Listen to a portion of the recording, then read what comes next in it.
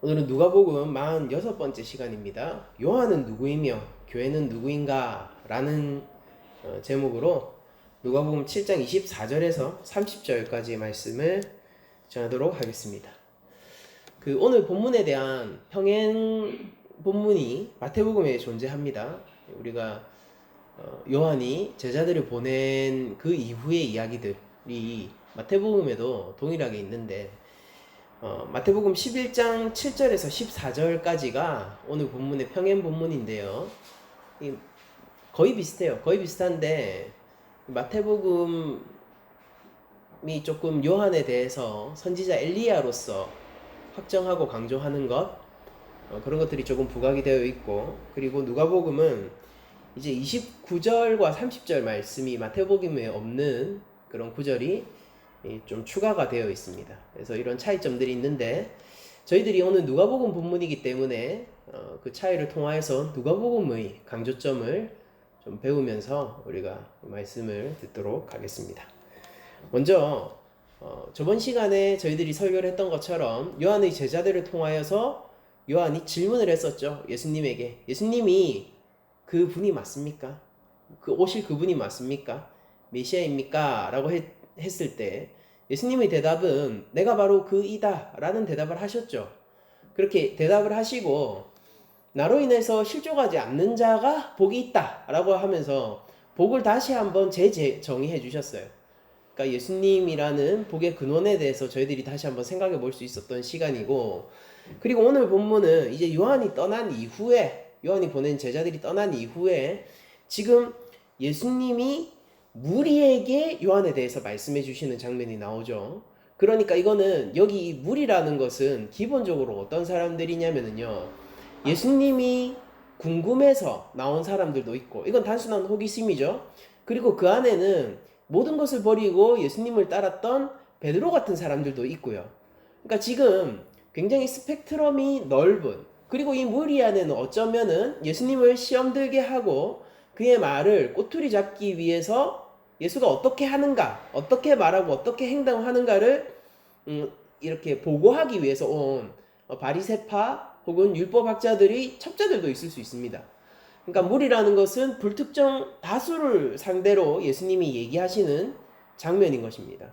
우리가 그런 예수님의 어떤 그 말씀의 대상을 우리가 생각하면서 오늘 본문을 보면은 이렇게 얘기하십니다. 예수님이 요한에 대해서 말씀하세요. 그러니까 여기서부터 질문은 이거예요. 요한은 누구인가? 라는 질문이죠. 그러니까 예수님은 요한을 무엇이라고 말하는가? 그러니까 우리가 지금까지 봤었던 게 뭡니까? 근데 기억나실 거예요. 우리는 지금까지 누가가 예수님은 누구신가에 대해서 대답을 하는 장면들을 우리들이 보고 있었단 말입니다. 근데 이제 예수님은 내가 올 그이가 맞다라는 대답을 최종적으로 해주시면서 이 질문이 예수님이 바라보는 요한이 누구인가로 넘어가게 돼요. 예수님은 누구인가? 우리는 정의를 내렸어요. 오실 그분이 예수님입니다. 근데 그 오실 그분인 예수님이 그렇게 자신에게 당신이 그분입니까? 라고 질문한 요한을 평가하시는 장면이 이제 이어지는 것이죠. 요한은 누구입니까? 예수님은 이렇게 얘기하세요. 요한에 대하여 말씀하시되 너희가 무엇을 보려고 광야에 나갔더냐? 바람에 흔들리는 갈대냐? 그러면 너희가 무엇을 보려고 나갔더냐? 부드러운 옷 입은 사람이냐? 보라, 화려한 옷을 입고 사치하게 지내는 자는 왕궁에 있느니라. 그러면 너희가 무엇을 보려고 나갔더냐? 선지자냐? 옳다. 내가 너희에게 이르노니 선지자보다 훌륭한 자니라. 이게 예수님이 요한을 바라보는 평가예요. 자, 뒷이야기는 우리가 이 설명 이후에 좀 말씀을 드리기로 하고요. 그러니까 예수님이 사람들에게 이렇게 질문하고 계신 것이죠. 그러니까 무리들에게 환기하고 있는 거예요. 그러니까 요한은, 이미 세례 요한은 그 당시에 이 유대인들 사이에서는, 이스라엘 지방에서는 모르는 사람이 없는 익히 널리 알려진 선지자였습니다. 그게 얼마나 그가 영향력 있는 선지자였냐면은 우리가 성경의 다른 기록들을 통해서도 알 수 있듯이 바리새인들도 그에게 회개의 세례를 받기 위해서 나올 정도로 굉장히 영향력 있는 선지자였고, 헤롯의 지금 이 상황은 특히나 어떤 상황이에요. 헤롯 왕의 그 잘못을 율법에 근거하여 지적을 했단 말입니다. 그 율법에 근거해서 지적하고 그의 부도덕한 행실을 지적한 것으로 말미암아 감옥에 갇혀 있는 일종의 순교당하기 직전의 선지자란 말이에요. 그러니까 사람들은 요한이 결코 몸 상하게 나오지 못할 것을 다들 알고 있었을 겁니다. 그러니까 그런 요한에 대해서 예수님이 이렇게 평가하는 거예요. 너희들이 다 잘 알고 있지. 그리고 너희들이 광야로 나가서 그를 확인하기를 원했지. 그때 너희들이 보고자 한 것이 누구냐라고 질문하는 거예요. 그냥 이 갈대에 대해서 사람들이 그렇게 뭐 요한이 갈대처럼 흔들리는 사람이 아니다라는 것을 이제 형상화해서 이미지로서 그러니까 유비로서 얘기하셨다 이런 얘기들도 있는데, 그렇게 보기보다는 일단 저희 교회 안에서는 그냥 이거 움직이는 갈대로 그냥 해석을 할게요. 그러니까 문자적으로 이게 유비적으로 볼 수도 있겠으나 그거보다는 문자적으로 예수님이 얘기하신 게 더 원의미에 가깝지 않나라는 저의 해석입니다. 그러니까 어쨌든 간에 예수님이 이렇게 질문하시는 거예요. 만약 문자적으로 이것이 정말로 그냥 너희가 흔들리는 갈대를 보러 갔느냐라고 한다면은 정말로 그냥 광야에 산책 나간 거죠. 별 의미 없는 행동을 하는 거예요. 그러니까 너희가 광야에 왜 나갔니? 별 의미도 없는 흔들리는 갈대나 보러 나갔니? 이걸 물어보시는 거예요. 그리고 이어서 이렇게 얘기하시는 거죠. 아니면은 너희가 부드러운 옷을 입은 사람을 보러 나갔니? 라고 얘기하시는 겁니다. 이건 뭐냐면은 이제 정치적인 관료들이라든지 아니면은 헤롯 왕을 염두에 두고 하신 말이겠죠. 왜냐면은 예수님이 직접 얘기하시는 장면이 나오지 않습니까? 보라, 화려한 옷을 입고 사치하게 지내는 자는 왕궁에 있다 라고 얘기하시잖아요. 그러니까 이 부드러운 옷을 입은 자는 뭐 아마도 비단옷? 아주 값비싼 고급 옷이겠죠. 그런 것들을 아마 얘기하셨을 가능성이 높고, 그러니까 너희들이 광야에 나간 이유가 이건 이런 식으로 해석될 수 있습니다. 너희가 광야에 나간 이유가 뭔가 화려한, 오늘날로 치면은 너희들이 뭔가 화려한 연예인, 슈퍼스타를 보기 위해서 광야로 나간 것이냐? 라고 질문한 것일 수도 있습니다. 아니면은 너희들이 너희의 뒤를 봐줄, 그리고 너희에게 정치적인 힘을 발휘해주고 경제적인 이득을 보내줄 그런 힘 있는 사람을 만나러 나갔느냐라고도 해석할 수 있겠죠.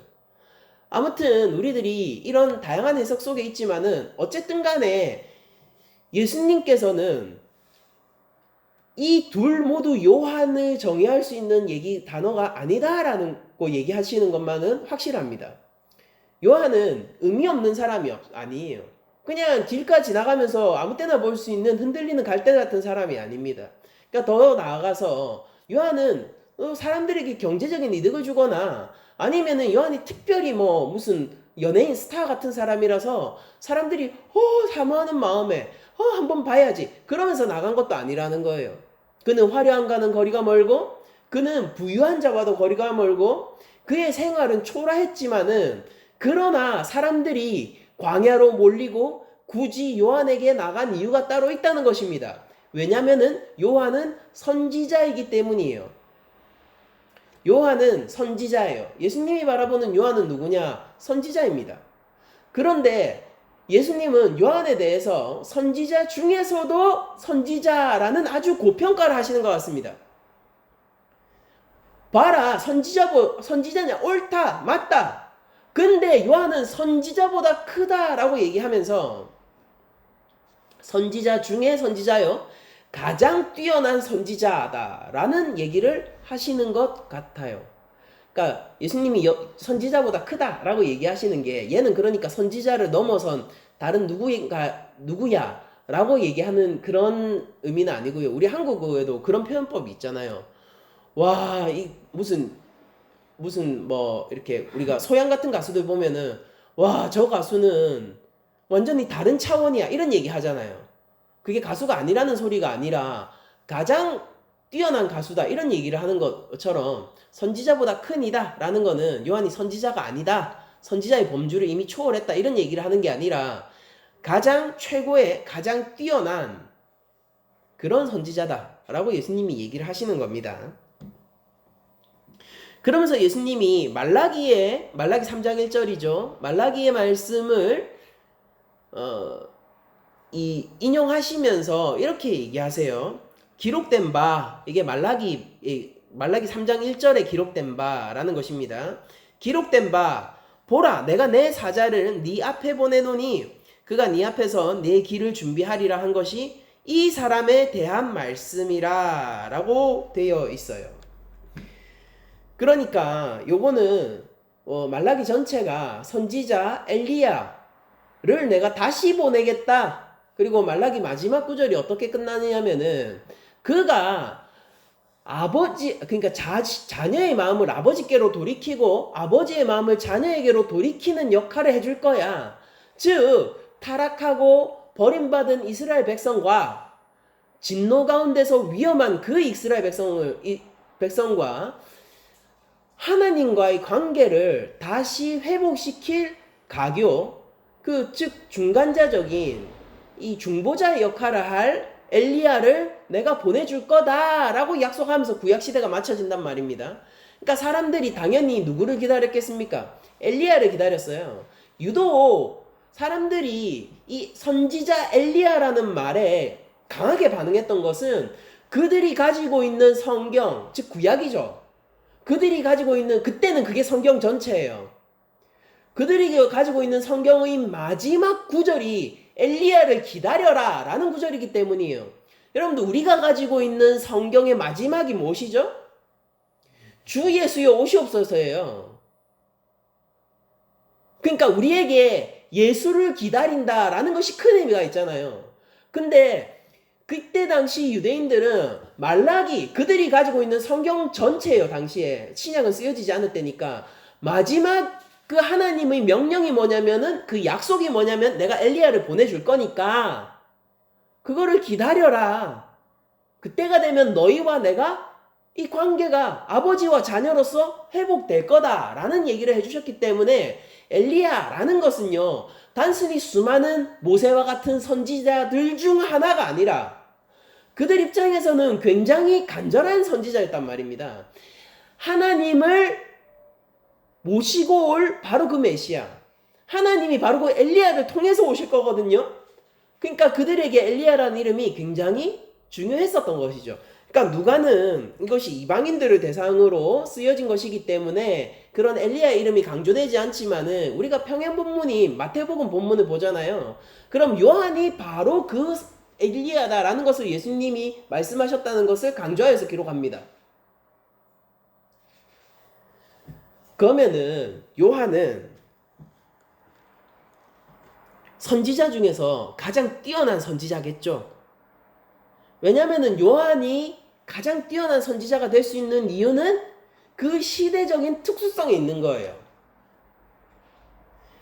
누가복음은 전체적으로 시대에 대해서 어떤 시선을 가지고 있는 것처럼 보이냐면요, 약속의 시대와 성취의 시대로 이 역사를 구별하는 것처럼 보이거든요. 그러면은 이 약속의 시대와 성취의 시대를 이 연결시켜주고 거기에 다리 역할을 해줄 수 있는 사람이 누구냐면은 말씀에 따라 다시 올 엘리야겠죠. 요한이 바로 그런 역할을 한다라는 거예요. 그러니까 요한이 어떤 선지자보다 큰 이유는 무엇이냐면은 예수님이 이렇게 평가하셨잖아요. 그는 선지자 중에서도 가장 뛰어난 넘버 원. 그는 선지자 중에서도 선지자이고 선지자보다 더 큰이다 라고 예수님이 평가하신 그 근원에는요, 그는 시대를 넘어가는 선지자였기 때문이에요. 약속의 시대를 성취의 시대로 끌고 가는 선지자가 요한이었고, 이것은 그 다른 어떤 선지자들도 할 수 없는 일이었습니다. 마태복음 11장 13, 14절을 보면은 모든 선지자와 율법이 예언한 것은 요한까지니 라고 얘기하면서 이 구약이 요한의 시대까지다, 선지자의 시대가 요한까지다 라고 예수님이 직접 말씀하세요. 만일 너희가 즐겨받을진대 오리라 한 엘리야가 곧 이 사람이니라. 그러면은 요한이 왔어요. 요한이 왔으면은 그가 정말로 말라기에서 얘기한 그 선지 엘리야가 맞다면은 그러면은 지금 시대가 무슨 시대라는 겁니까? 자녀의 마음이 아버지께로 돌이켜지고 있고 아버지가 자녀를 다시 찾는 시대라는 것이잖아요. 그들이 기다리고 갈망했던 시대가 바로 이 시대라는 것입니다. 근데 그 요한이 누구를 가리켰나요? 그러니까 여기서 요한은 누구인가라는 질문에 대한 굉장히 큰 의미가 담겨 있는 건데요. 바로 그 다시 올 엘리야인 요한은 누구를 참 선지자 엘리야로 지목했나요? 그가 나는 그분의 신발끈을 풀기에도 감당치 못하겠다라고 얘기했던 분이 누구인가요? 나는 물로 세례를 주지만은 그분은 성령으로 세례를 줄 것이다 라고 얘기했던 바로 그분이 누구인가요? 지금 이 자리에 있는 엘리야가 다시 올 미래의 선지 엘리야를 누구로 지목했냐라는 것이죠. 이미 이 자리에 서 있는 요한은요, 이미 여기에서 하나님 나라를 선포했던, 그래서 회개를 촉구했던, 천국이 가까이 왔다, 하나님 나라가 가까이 왔다, 회개하라라고 외쳤던 그 엘리야인 세례 요한은요, 참 엘리야로서 예수님을 가리켰단 말입니다. 그런 지점에서 그는 구시대, 즉 율법과 선지자의 시대에서 그 약속의 성취의 시대로 이 시대를 옮겨가는 가교의 역할을 할 수 있었던 사람이란 거예요. 마찬가지로 마태복음 17장 10절입니다. 제자들이 물어 이르되 그러면 어찌하여 서기관들이 엘리야가 먼저 와야 하리라 하나이까? 그렇게 얘기하니까 예수께서 대답하여 이르시되 엘리야가 과연 먼저 와서 모든 일을 회복하리라. 내가 너희에게 말하노니 엘리야가 이미 왔으되 사람들이 알지 못하고 임의로 대우하였도다. 인자도 이와 같이 그들에게 고난을 받으리라 하시니. 여러분들 보세요. 예수님이 뭐라고 합니까? 엘리야가 서기관들이 율법학자예요. 그러니까 똑같은 단어인데 유대인들은 마태복음이 유대인 크리스천들을 대상으로 쓰인 거잖아요. 그러니까 서기관 하면 무슨 역할을 하는지 알지만은 이제 그 이방인들은 서기관 이러면 그게 정확하게 뭔지 몰라요. 그래서 율법학자 이렇게 풀어서 얘기를 해주는 겁니다.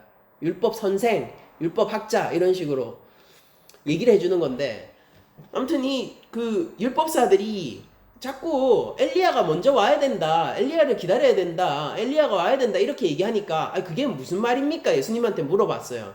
그러니까 예수님이 걔네들 말이 맞다. 엘리야가 먼저 와야 된다 이렇게 얘기해 주신 겁니다. 걔네들 말이 맞아. 엘리야가 먼저 와야지 이 모든 일들이 일어날 거야. 근데 그 엘리야가 사실은 이미 왔어. 이미 왔는데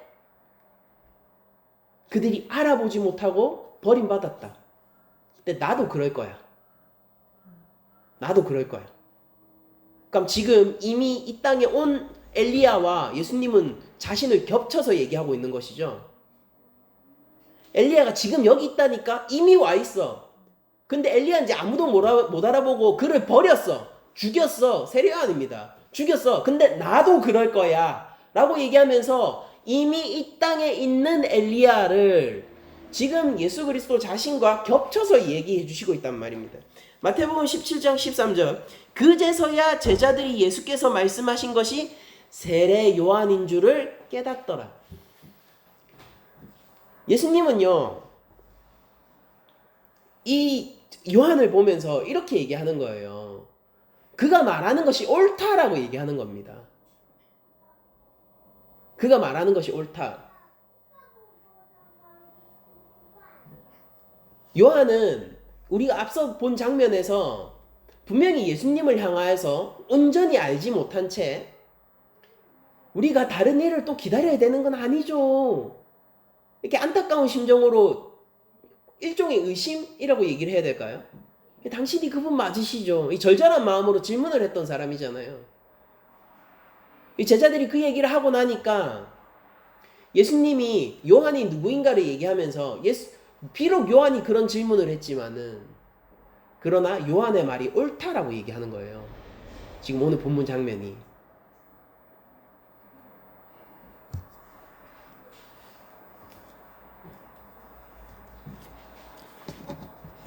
누가복음은요, 세례 요한에 대해서 이렇게 예언한 장면을 기록하고 있죠. 우리가 이미 보았습니다. 누가복음 1장 17절. 세례 요한이 아직 태중에 있을 때 이런 예언이 떨어집니다. 그가 또 엘리야의 심령과 능력으로 주 앞에 먼저 와서, 누구 앞에요? 주보다 먼저 와서요. 주보다 먼저 와서 아버지의 마음을 자식에게, 거스르는 자를 의인의 슬기에 돌아오게 하고 주를 위하여 세운 백성을 준비하리라. 이게 뭔지 아십니까? 누가복음 1장 17절은요, 바로 말라기 전체의 주제 신학을 던져주는 거예요. 말라기 전체가 이걸 이야기하고 있는 것이거든요. 그러니까 누가복음 1장 17절 통하여서 얘가 지금 아직 태어나지도 않았습니다. 근데 얘가 바로 주를 예배하는 자가 될 건데 말라기의 그 엘리야일 거야 라고 얘기를 해주는 겁니다. 그럼 당연히 요한이 왔다, 그가 선지 엘리야, 다시 올 하나님이 약속하신 엘리야다 라고 하면은 지금 이 시대는 성취의 시대일 뿐만 아니라 가만 생각해 보세요. 그러면은 또 무슨 일도 일어나야 됩니까? 하나님이 여기 계셔야 돼요. 서로 만나야 되니까. 백성과 그 자녀와 하나님이 서로 만나야 되니까 하나님이 여기 있어야 된다고요. 성막의 의미가 뭔지 아세요? 하나님이 우리 출애굽기 강의했었잖아요. 성막의 가장 큰 목적이 뭐였습니까? 내가 그들과 함께 하기 위하여요. 예수 그리스도가 임마누엘, 백성과 함께 하기 위하여 이 땅에 오신 분이란 말입니다. 그러니까 요한이 여기 있는 것은, 그가 엘리야라면요, 하나님이 메시아를 통해서 지금 이 자리에 오신 거라니까요. 근데 요한이 가리키는 게 바로 예수 그리스도란 말이에요. 저분이 바로 그분이다라고 얘기를 하는 것입니다. 물론 마지막에 감옥에 갇혀서 그가 소문으로 듣던 것과 자기가 알고 기대하던 것이 조금 편차가 나서 당신이 그분입니까? 라고 물어보긴 했지만은, 그러나 완전히 돌아서거나 의심의 뉘앙스가 아닌 걸 저희들은 알잖아요. 안타까움의 발현이잖아요. 근데 어쨌든 간에 요한은 기본적으로 어떤 활동을 했던 사람이냐면은 오실 그분이 바로 여기 있잖아 라고 얘기하던 사람이란 말이에요. 여기 있잖아, 너희들이 기다리고 있는 그분이 여기 있잖아. 근데 요한은요 이렇게 얘기합니다. 이거 7장 27절을 보면은 오늘 본문이죠. 기록된 바 내가 내 사자를 내 앞에 보내노니 그가 내 앞에서 내 길을 준비하리라 한 것이 이 사람에 대한 말씀이라라고 얘기하면서, 우리가 마태복음 본문을 통하여서 이게 바로 말라기 그 선지자 엘리야를 요한에 빗대어서 하는 거라는 걸 저희들이 다 얘기를 했습니다. 그러니까 분명히 누가복음 1장에서도 이미 그런 그 요한에 대한 정체성이 말라기를 통하여서 결정되어진 것도 저희들이 봤어요. 그럼 요한이 그럼 누구 앞에 지금 서 있는 것입니까? 말라기를 통하여서는요 이래요. 말라기를 통해서는 예수보다 먼저, 자 시간적으로 해요, 예수님보다, 즉 이게 뭐 이때 당시에는 예수님이 메시아다 이런 걸 몰랐으니까, 즉 오실 메시아보다 먼저 시간적으로 앞에서 그 예수 그리스도를 예비하는 사람이 바로 요한이다, 이렇게 이해할 수 있겠죠. 근데 우리가 여기서 누가복음의 이 전체 끝까지 우리들이 한번 살펴보면요, 그러면 또 이게 어떤 뉘앙스를 가지게 되냐면은 출애굽기적인 뉘앙스를 가져요. 그게 뭐냐면은 여러분들 구름기둥 불기둥 아시죠? 거기에도 이제 그 우리가 뭐 본문을 보면은 앞서 행하게 되는데 구름기둥 불기둥이, 그게 뭐냐면은 약속의 땅, 언약의 땅에 그들이 안전하게 갈 수 있도록 먼저 마치 내비게이션처럼 인도자의 역할을 하는 거잖아요. 그래서 불기둥, 구름기둥이 움직이면은 그대로 가고, 낮에는 구름기둥, 밤에는 불기둥, 그 한 기둥입니다. 두 가지 있는 게 아니라. 낮에는 구름기둥, 밤에는 불기둥으로 그 백성들을 인도해서 안전하게 하나님이 약속하신 그 성취의 땅으로 갈 수 있도록 앞서 나가는 것이 바로 구름기둥, 불기둥인데, 그런 것처럼 요한이 백성들을 하나님 앞으로 안전하게 인도해서 그들에 앞서서, 이건 공간적인 거죠. 공간적으로 그들에 앞서서 주 예수 그리스도에게 성취의 땅이시자 곧 우리가 마음을 돌려야 할 그 아버지, 영존하신 아버지, 이사야가 그렇게 얘기하잖아요. 그 메시아를 얘기하면서 그는 영존하신 아버지시라. 그 아버지에게 인도해 나가는 게 또한 세례 요한이란 말이에요. 이게 우리가 어디서 할 수 있냐면은 29절 30절을 보면은 백성들에 대한 얘기를 하잖아요. 예수님이 요한이 앞에 와서 앞에서 길을 준비하는 사람인데, 네 앞에서 네 길이 누구의 길이라는 거예요. 주 예수 그리스도 앞에서 주 예수 그리스도의 길을 예비하는 자도 되지만은, 이게 원래 말라기의 어떤 원문적인 의미입니다. 근데 예수님이 여기에 이중적인 의미를 해석해서 더 덧붙이세요. 그게 뭐냐면은 백성들의 앞서 백성들의 길을 준비시키는 게 또한 요한이라는 것입니다. 그러니까 요한은 이중적인 의미를 가지고 있는 선지자인 것이죠. 이 시대를 성취의 시대로 넘어가게 하는 가교의 역할을 하는 선지자라는 거예요. 그러면 요한이 무슨 일을 했습니까? 백성들에 앞서서 그 백성들을 합당한 메시아를 맞이하기에, 영존하시는 아버지를 맞이하기에 합당한 존재로 그들이 예배시키는데, 그 사역이 뭐였어요? 회개하라, 천국이 가까워왔다의 사역인 것입니다. 여러분들 마가복음 1장 4절을 보면요, 세례 요한이 광야에 이르러 죄 사함을 받게 하는 회개의 세례를 전파하니라고 얘기를 하고 있어요. 요한은 백성을 어떻게 준비시킵니까? 어떻게 공간적으로 그들 앞에 서서 약속의 땅이신, 언약의 땅이신 예수 그리스도에게로 그들을 이끌어 가냐고요. 회개하라는 거예요. 그가 세례를 주는데 그게 회개의 세례라는 겁니다. 죄 사함을 받게 하는 회개의 세례예요. 그럼 예수님이 이렇게 물어보시는 거예요. 너희 광야 왜 나갔어? 그냥 산책이나 하러 나갔니? 의미 없이 흔들리는 갈대나 보러 나갔니? 너 풍경 구경하러 갔니? 아니면은 힘 있는 자를 보기를 원했니? 아니잖아. 너희들이 간 이유는 너희의 죄를 지적받고 그것에 가슴 아파하며 아버지가 나를 다시 돌아보시기를, 하나님이 나에게 은혜와 긍휼을 베푸시기를 바라면서 나간 거 아니니? 라고 물어보시는 거예요, 예수님이. 그 일을 하는 자가 바로 세례 요한입니다. 예수님은 세례 요한을 그렇게 정의하시고 계신 거란 말이에요.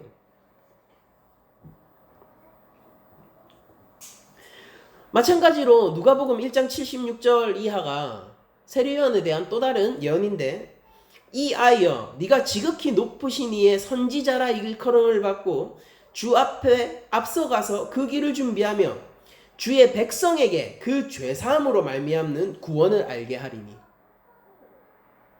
요한은 그러니까 이중적인 사역을 하죠. 주 예수 그리스도를 위하여 길을 준비하면서 동시에 백성들을 위하여서 백성들에게 공간적으로 앞서서 그들을 또한 예비시키는 일을 동시에 하는 자입니다. 죄사함으로 말미암는 구원을 알게 하리니 이는 우리 하나님의 긍휼로 인함이라. 이로써 돋는 해가 위로부터 우리에게 임하여 어둠과 죽음의 그늘에 앉아있는 자에게 비치고, 어둠과 죽음의 그늘에 앉아있는 자에게 비치고, 이 돋는 해가 어둠과 죽음의 그늘에 앉아있는 자에게 비치고 우리의 발을 평강의 길로 인도하시리로다 하니라. 과부를 기억해 보세요. 나인성의 과부를. 그녀는 울고 있었어요. 절망했습니다. 아무것도 이 세상에 희망이 남아있지 않았어요. 원래도 가난했을 겁니다. 그러나 이제 그는 생명을 걸고 정말로 굶어 죽는 그런 상황 가운데 있게 되는 거란 말입니다. 근데 예수님이 보시고 긍휼히 여기셔서 죄와 사망의 권세 아래에 있던 그 아들을 깨워서 돌려주시잖아요. 생명이라는 거예요.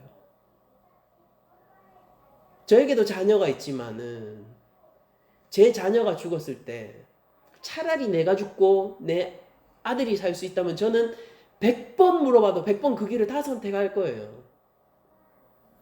과부의 아들이 돌아왔습니다. 과부의 생명이 되찾아졌다고요. 죄 사함으로 말미암는 구원을 예비하는 자, 알게 하는 자, 그게 이미 복중에 있을 때부터 세례 요한에게 예언되어진 세례 요한의 정체성입니다. 여러분들, 하나님의 백성, 하나님의 자녀들은요, 회개함으로 메시아를 기다릴 준비를 해야 되는 것입니다. 예수님은 지금 요구하시고 계신 거예요. 이 무리들에게 무엇을 요구하는지 아십니까? 세례 요한의 메시지에 반응하라고 얘기하는 거예요. 세례 요한의 메시지는 이것이었죠. 너 죄인이지. 너 죄인이지. 회개해. 회개해. 그러면은 죄인임을 고백하고 회개하는 자에게는 무슨 일이 벌어집니까? 그가 예비되어졌다고요. 그가 준비되어졌다고요. 누구? 메시아를 맞이할 준비가 되어졌다니까요.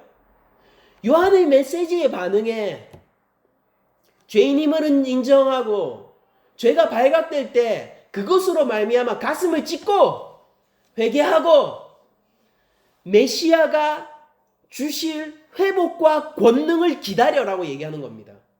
그렇게 준비된 자들이 누구를 만나느냐고요? 예수님은 이렇게 얘기하세요. 나를 만날 거야. 요한의 메시지에 반응하라니까. 그러면 나를 만날 수 있어.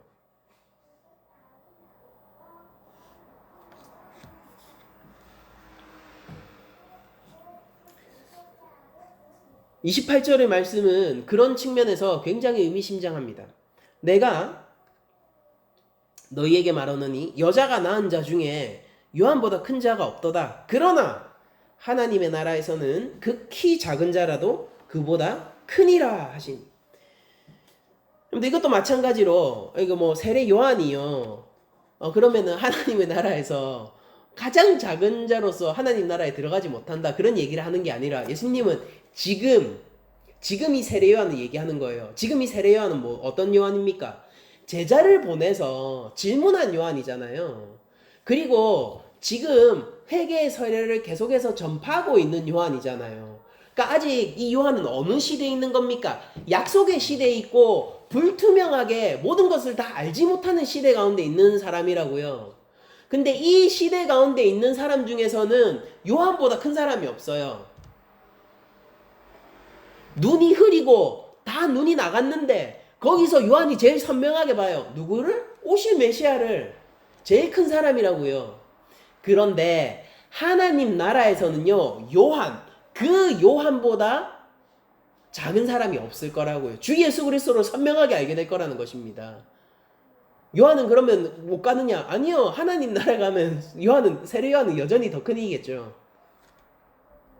근데 이 약속의 시대 가운데 있는 자 중에 요한이 가장 뛰어나지만은, 그러나 너희들이 성취의 세대로 넘어가게 된다면, 하나님 나라로 넘어가게 된다면은, 누가복음에서 얘기하는 하나님 나라의 개념을 좀 더 풀어볼까요? 너희가 나를 메시아로 믿고 구주로 고백하고 나를 하나님의 아들로 인정하여 너희의 죄와 사망의 권세 아래 있는 것을 나에게 자복하며 나온다면은, 그러면 너희들이 선명히 보는 것이고 실제 회개의 세례를 통한 죄 사함을 맞이하여 큰 자가 될 것이다. 그러면 이 큰 자가 되는 거는 무엇 때문에 그런 겁니까? 주 예수 그리스도가 그를 영화롭게 하기 때문에 큰 자가 되는 거예요. 넥스트 레벨이요. 정말로 다른 차원인 것입니다. 이건 지금 스테이지 1이에요. 예수님이 얘기하시는 거는요, 지금 엔드 스테이지라고요. 너희들이 옮겨가게 된다면 요한보다도 더 큰 자들이 될 것이야. 그 기준이 뭡니까? 내가 얼마나 무슨 일을 어떻게 했는지입니까?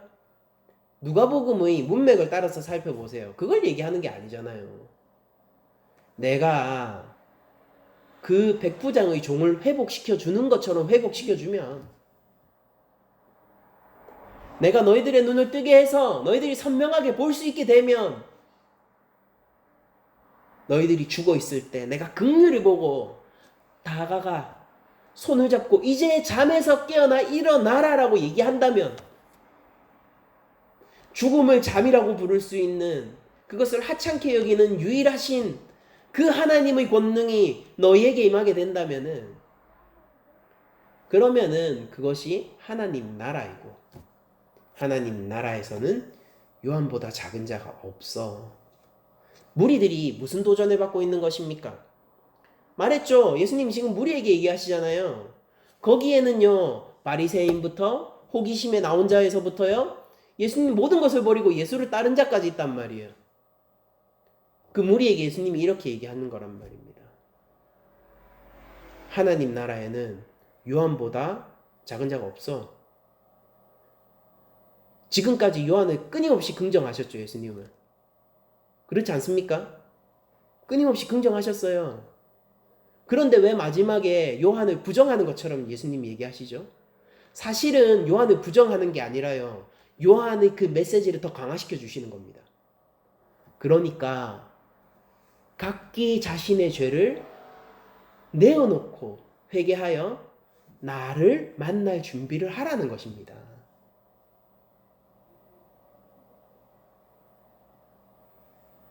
요한의 수준은 약속의 수준이기 때문에 성취의 세대로 넘어오기 위해서, 그게 요한이 전파하고 극렬히 바라던 바였잖아요. 그러니까 예수님이 요한한테 동의를 해주시는 거예요. 그 말이 옳다. 옳은데 너무나도 옳다. 그러니까 이런 얘기를 하시는 겁니다. 요한의 말이 너무나도 옳기 때문에 하나님 나라에서는 요한보다 작은 자가 없어.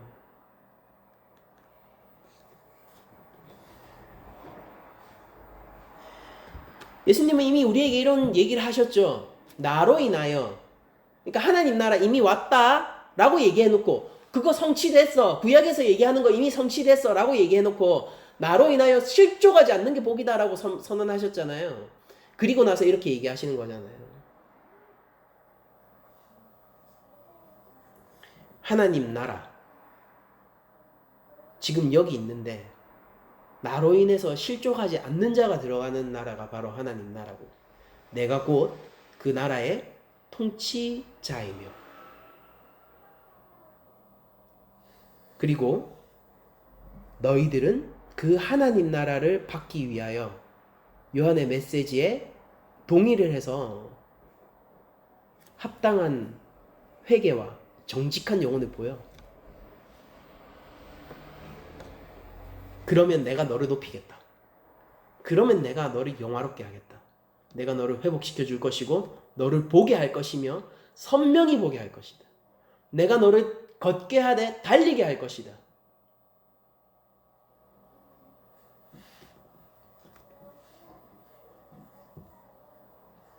큰 자의 기준은 예수님은 누구신가 라는 것에 대해서 정확하게 답변하는 자가 큰 자가 되는 거예요. 그러니까 하나님 나라에서는 예수님 때문에 실족하거나 걸려 넘어지는 자가 없습니다. 요한마저도 안타까운 질문을 했지만은, 그러나 천국에서는 그런 질문을 하는 사람 없어요. 오히려 예수님을 찬양하고 그로 인해서 영화롭게 되어 있는 자들이 바로 하나님 나라의 하나님 자녀들입니다. 여기서 답이 나와요. 제가 오늘 설교 제목이 요한은 누구이며 교회는 누구인가 이지 않습니까? 교회는 바로 그 자들이에요. 하나님 나라의 백성들입니다. 요한의 메시지에 적극 동의하며 하나님 나라에 들어가 요한보다 큰 이들이 바로 교회인 것이에요. 예수님은 29절, 30절을 통하여서 이런 얘기를 하십니다. 모든 백성과 세리들은 이미 요한의 세례를 받은지라. 이 자들이 요한보다 큰 자들이죠. 그러면은 얘기가 지금 예수님이요, 얘기를 엄청 이상하게 돌리면서 하시고 계시잖아요. 아니 어떻게 이 백성들과 세리들이 여기 얘기하는 이 백성들은 누굽니까? 회개의 세례에 동참한 사람들요. 광야에 그냥 어슬렁어슬렁 나간 사람이 아니라 거기에 나가서 요한을 만나 회개의 세례를 받은 그 백성들요. 그 백성들과 굳이 한 얘기 더 하죠. 예수님이 세리들은 이미 요한의 세례를 받았다. 이들은 예수로 인하여서 실족하거나 걸려 넘어지지 않는 자이고 복을 받은 자이고 이미 요한보다 큰 사람입니다. 여기 있던 무리들이 어떤 충격을 받았을까요? 어떤 도전을 받았을까요? 세리보다 요한이 크대요. 무리들에게 던지시는 것이죠. 칼을. 그러면은 그들은 이제 이렇게 회개해야 되잖아요. 내가 저 창녀 세리와 같지 않음을 감사합니다라고 기도해야 되는 게 아니라 내가 바로 저 세리입니다라고 기도해야 되잖아요.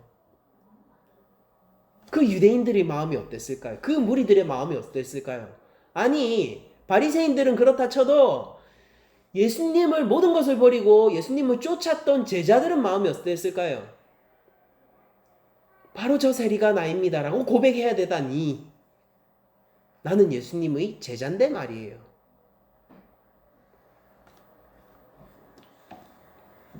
근데 예수님이 이렇게 얘기하시죠. 그들은 요한의 세례를 받았다. 이 말씀을 듣고 즉 회개하라 라는 요한의 메시지를 듣고 하나님을 의롭다 하였다. 교회는 누구입니까? 요한보다 큰 이에요. 근데 요한보다 그 큰 이는 누구입니까? 요한의 메시지를 듣고 하나님이 맞습니다. 하나님은 공의로우십니다. 하나님이 지적하시는 바 저는 죄인입니다. 제가 세리와 같은 자입니다. 제가 저 창기와 같은 자입니다. 제가 하나님 앞에 심판받을 죄인입니다. 라고 고백하는 사람들. 그게 바로 교회인 것이에요. 이들이 요한보다 높은 자들이고 하나님 나라의 자녀들입니다.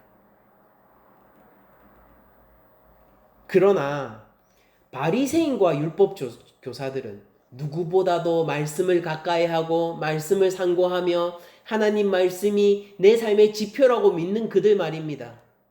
백성들이 선생이 되며 이 백성들에 앞서서 오실 메시아를 예비해야 되는 그 직책을 가진 그들 말입니다. 이전에 하나님의 불기둥 구름기둥과 같은 그 역할을 했어야 됐던 그들 말이에요. 엘리야의 역할을 지금도 수행해야 하는 바로 그 직군에 있는 사람들 말이에요. 그러나 어떻습니까?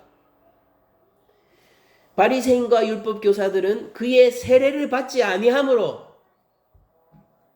요한과 다른 길이라는 거예요. 세리에게 세리라고 얘기하는 거는요, 이들도 동의했습니다. 창기에게 창기라고 하는 것은 이들도 동의했어요. 죄인에게 죄인이라고 하는 것은 이들은 동의했다니까요. 거기까지는 동의하겠는데 어디서 길이 갈라진 거예요. 세리요한이 갑자기 자기한테 오더니 나보고 회개하라고 하거든요. 세리요한이 와가지고 이렇게 지적하거든요. 네가 바로 하나님 앞에 진노의 망치를 맞을 죄인이라고 고백하는 거거든요. 그러니까 어때요? 내가 그 길에 동참할 수 있습니까? 내가 엘리야 같은 선지자인데 동참할 수 있어요? 내가 모세 같은 이 나라의 지도자인데 동참할 수 있습니까? 내가 이 백성들 앞에서 내 체면이 어떻게 되는 거예요? 하나님의 말씀에 내 인생을 걸고 그 말씀을 지금까지 하나도 어김없이 지키면서 살아왔는데, 아니 그거보다 더하게 우리는 장로들의 유전들이 있어서 랍비의 그 구전 율법이 있어서 아니 말씀보다 훨씬 더, 이게 문제예요. 말씀보다 훨씬 더 하나님의 말씀을 지켜 행해왔는데 나보고 회개하라니. 거기에는 동의가 안 되는 겁니다. 그러니까 옆에서 맞장구 쳐줄 수는 있어요. 이게 비극이에요. 여러분들 어느 날 크리스천들이 이 자리에 서면 망하는 거예요.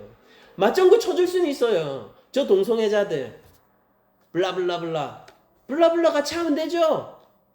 저 사기꾼들 블라블라블라. 그 우리가 그거 같이 동참하면 되는 거예요. 근데 성령의 검이, 하나님의 말씀이 내 심령과 골수를 쪼개려고 할 때 우리가 딱 방패막을 치면은 그건 끝나는 겁니다. 방패막 딱 치고 하나님 칼을 일러 들이미는 건 아니죠. 제가 누구예요? 하나님 저 목사인데요.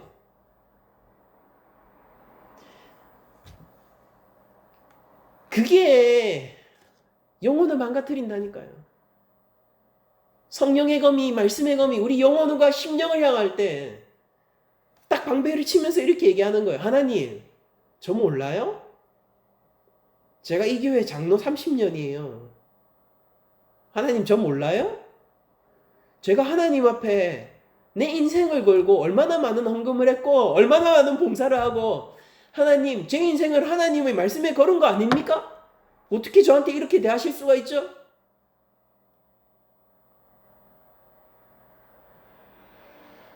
우리가 하나님 말씀에 인생을 걸어왔자 바리새인과 율법학자만큼 하겠습니까? 저를 포함하여서 그 누가 그 정도 수준으로 하나님 말씀에 인생을 걸 수가 있어요. 그들은 말 그대로 율법보다 더 지켰다니까요. 근데 하나님이 원하시는 거는요, 상한 심령이에요. 성령의 검 앞에서 하나님이 의롭다라고 고백할 수 있는 사람들요. 언젠가 제 영혼이 하나님, 제가 목사인데요 라고 하나님께 주장하는 순간 저는 끝나는 겁니다. 모두가 그런 거예요, 근데.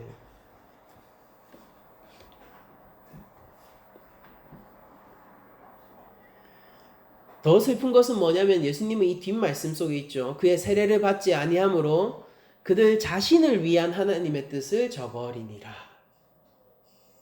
하나님이 손을 안 내미시는 게 아니에요. 하나님이 그들을 처음부터 밟기로 작정하신 것이 아니라고요. 그들이 저버리는 것입니다.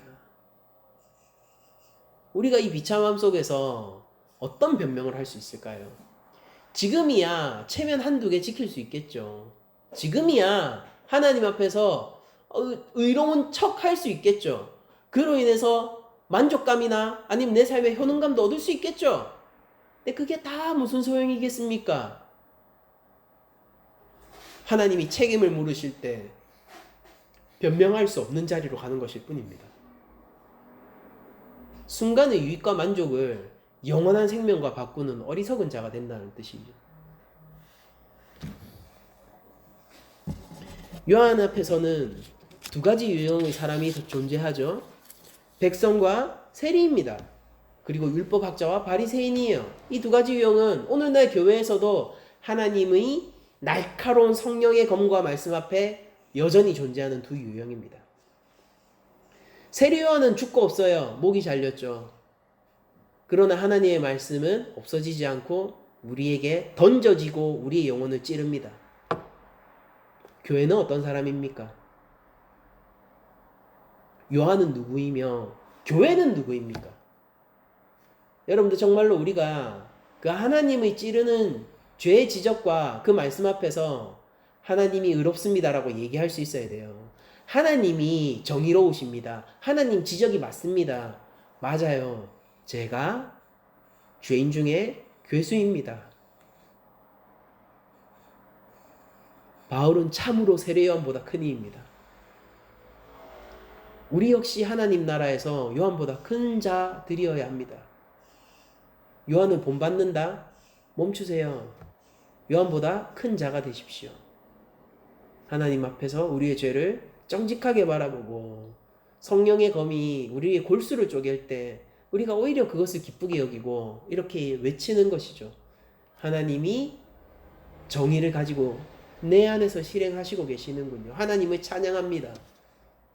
나를 구원하소서. 할렐루야.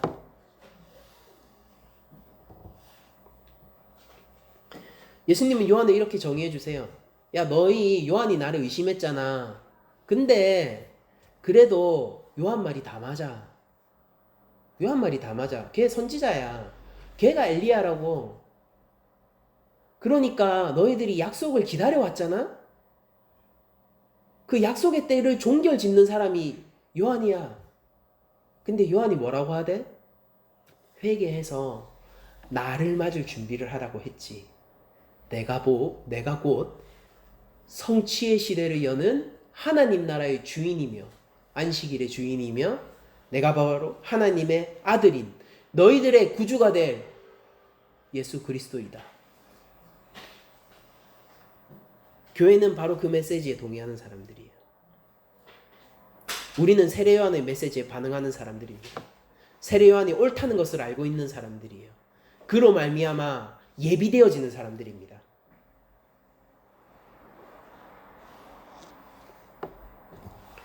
하나님 나라의 백성, 하나님의 자녀, 아버지의 마음을 부드럽게 누그러뜨리고 아버지를 아버지라 부를 수 있고 그분이 내 자녀야 라는 음성을 기꺼이 들려줄 수 있는 자, 그게 바로 교회라는 것입니다. 천국에 있는 자들이고 하나님 나라에선 요한보다 작은 자가 없어요. 우리는 하나님 나라의 백성입니다. 하나님이 의로우십니까? 우리는 인정해요. 우리는 불의한 자입니까? 우리에게 회개가 필요합니까? 우리는 그것에 적극 동의하는 자들이고 그것을 기쁘게 생각합니다. 하나님이 긍휼을 베푸시는 존재임을 알기 때문에 우리는 두려워하지 않아요. 하나님은 우리에게 은혜를 내려주시기 위해서 우리 삶을 이미 보듬고 계시다는 것을 알고 있기 때문에 우리는 죄인됨으로 하나님 앞에 나가는 것을 두려워하지 않습니다. 다만 그리스도의 보혈을 붙들 뿐이에요. 우리는 하나님이 그 진노의 망치가 얼마나 두려운 것이고 하나님이 우리에게 영원한 죽음 가운데 우리를 놓게 하실 수 있는 분이라는 걸 알면서도 하나님 앞에 나가는 것을 두려워하지 않아요. 우리가 정직해지기를 우리는 두려워하지 않습니다. 담대하게 진실을 얘기해요. 하나님, 저는 죄인입니다. 다만 우리는 예수 그리스도의 보혈을 붙들 뿐이죠.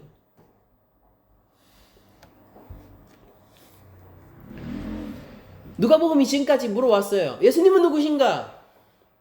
하나님 나라를 가지고 오신 메시아이십니다. 그럼 이제 예수님이 얘기해 주세요. 요한은 누구인가? 바로 나로 백성들을 데리고 올 그 다리이자 가교다. 그럼 이제 여러분들에게 마지막으로 질문합니다. 교회는 누구입니까? 죄인이라는 사실을 회개하며 내가 세리라는 것을 인정하며 그것이 하나님이 의롭다라고 고백하고 찬양하며 예수님을 구원자 메시아로 받아들이는 자입니다. 오늘 본문은 결국 그것을 우리가 다음 주에 예수님이 얘기하시는 이 세대, 그러니까 즉 바리새인과 율법학자들이 세대를 얘기하는 것인데 그것에 대해서 보게 될 테지만은 적어도 이 순간만큼은 우리가 이렇게 알고 고백합시다. 예수님이 바로 오실 그분입니다. 예수님이 이미 오신 그분이고 예수님이 참 선지자 엘리야이며 예수님만이 우리를 아버지에게로 마음을 돌이키게 하고 아버지를 우리에게로 데리고 오신 바로 그 한 분이십니다. 그러니까 오늘 삶의 적용은 이거예요. 죄인인 우리는 예수로 말미암아 하나님 나라에 들어갑니다. 예수님 잘 믿읍시다.